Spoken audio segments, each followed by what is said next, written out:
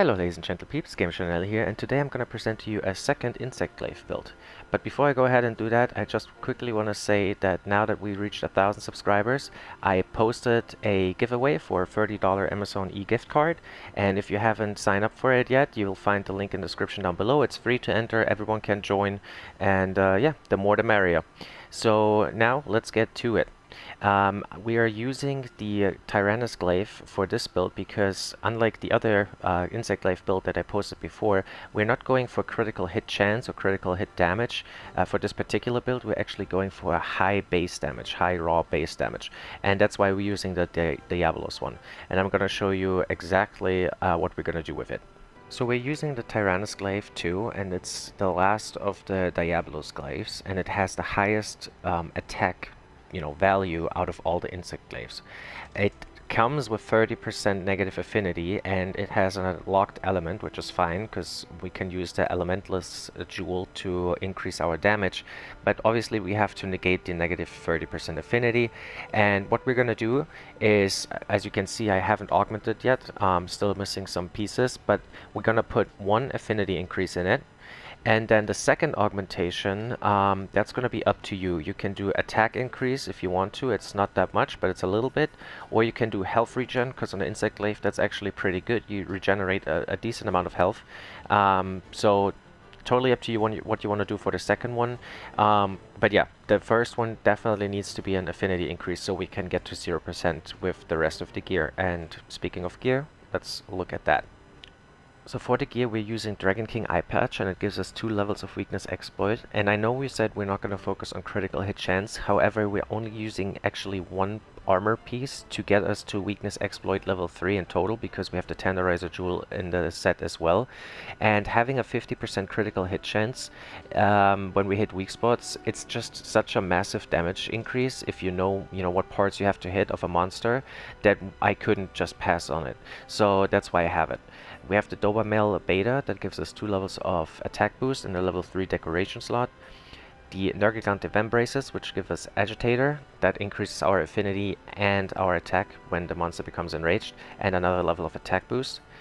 Nergigante Call Beta for 2 more levels of attack boost. And then the Deathstand Shields Beta for 2 levels of handicraft and 2 decoration slots. So for the charm, I'm using the Critical Eye Master's Charm. It gives me 3 levels of Critical Eye, giving me plus 10 affinity, and I'm gonna show you exactly how all of that comes together. When we look at the overall skills, we have Attack Boost level 7, Critical Eye level 4, increasing our affinity by 15%, and again we get 5% from Attack Boost level 7, so that's 20. And then with the 10% that we get with the augmentation from the insect glaive itself, we're basically now at 0% affinity. And with the weakness exploit level 3, we have a 50% affinity, or 50% increased chance of doing a critical hit every time we hit a weak spot. So we do have a little bit of a chance, and as you can see on the left, I'm running the affinity booster as well. So actually when I pop that for a certain amount of time, I have a 100% critical hit chance when I hit weak spots. So usually when the monster is down or something like that, I like to place the affinity booster, and then I do 100% critical hits for a certain amount of time. Then we have Handicraft level 3, just to extend the blue sharpness of the Tyrannus Glaive a little bit further, so we don't have to resharpen as often. Then we have Agitator level 2, that gives us plus 8 attack and increases our affinity by 6%. So yeah, basically it gives us a little bit more affinity when it happens. Again, Agitator is usually about 75 to 80% active throughout the fight, so every time the monster roars, it's gonna come active. And then we have the non-elemental boost from the decoration, because again the Tyrannus Glaive doesn't have an element, so it increases our base attack. So let's look at the decorations real quick. We have the Elementalist Jewel, again to raise our base attack in the Tyrannus Glaive itself. Then we have a Handicraft Jewel in the Dragon King Eye Patch. Now this one is optional, it's totally up to you. I just like to have a little bit more sharpness, and I didn't really feel the need to put anything else in there, so I put a Handicraft Jewel in here.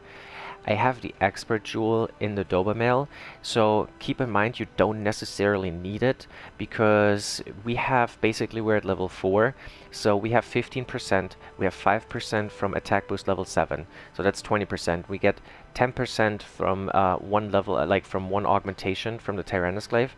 So if you don't want to use the Expert Jewel, you can put the second augmentation in Affinity as well. That would, you know, basically replace the Expert Jewel. Or what you could do, you can just slot anything that you want in here and instead just hope that the Agitator comes in active quite often, which it usually does, because again, Agitator level 2 gives you 6% affinity. So with the 6% and then Critical Eye only at level 3 is 10%, so it's 16 plus 5% from attack boost is 21, and then 10% from the augmentation, so it's plus 1% affinity basically. So either or, you can make it work however you want. I just like to have it in here for the time being, but I might replace it at some point. Then we have the Tenderizer Jewel. This one is, you know, kind of important, obviously, because without that we don't get to level 3 of Weakness Exploit. And then I have 2 Attack Jewels.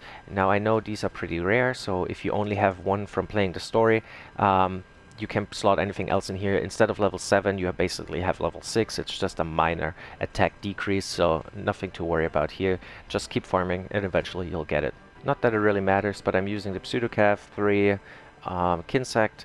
You can choose whatever Kinsect you want, to be honest with you. I just prefer to have something with a high speed so I can get those buffs easily, but other than that, you can really use anything you want.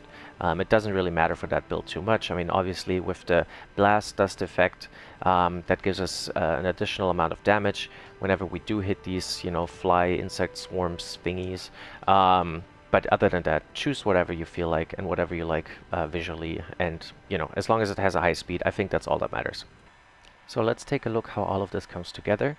If we look at our attack status, it's 896. Keep in mind, Agitator is not active at the moment.